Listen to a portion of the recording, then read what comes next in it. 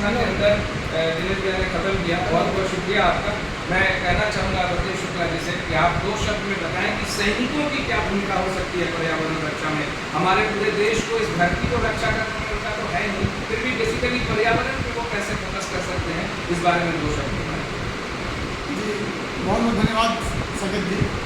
आज सबसे पहले तो विश्व पर्यावरण दिवस की आप सबों को बहुत बहुत बधाई और हार्दिक शुभकामनाएं।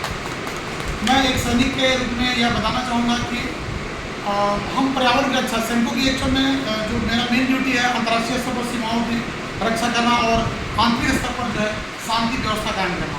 लेकिन पर्यावरण को लेकर के हम सैनिक जो है, एक सैनिक 15 साल जब अपनी सेवा दे करके ऑलमोस्ट 1 साल में करीब 50,000 हमारे सैनिक रिटायर होते हैं।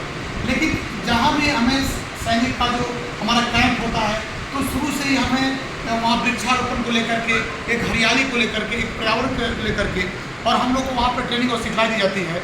साथ ही साथ जैसे हम सैनिक एक साइकिल रैली निकाल करके कम से कम जो है अपने वाहन का इस्तेमाल करके, क्योंकि जो हमारी इन्फेंट्री जो है पैदल सेना है, पैदल सेना का जो मेन उद्देश्य है कि मतलब वो पैदल चल कर के जहाँ लड़ाई के मैदान में जाते हैं तो कम से कम हम गाड़ियों का इस्तेमाल करें।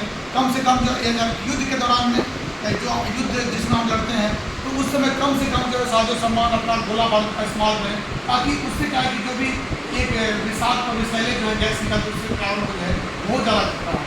साथ ही साथ मैं इस अवसर पर यह भी कहना चाहूँगा कि प्रकृति, जैसे बोलते हैं प्रकृति के बिना मानव जीवन की कल्पना नहीं की जा सकती।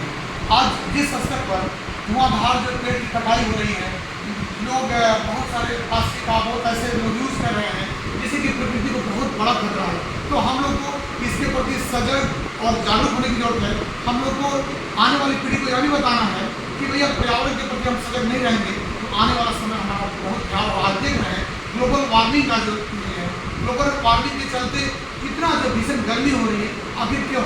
मैं अभी पढ़ रहा था कुछ दिन पहले, तो जो रेशियो होना चाहिए एक व्यक्ति पर पौधा का, मात्र 28 जो है 28 जो है पौधा या पेड़ जो एक व्यक्ति को चाहिए, वो कई गुना ज़्यादा होना चाहिए।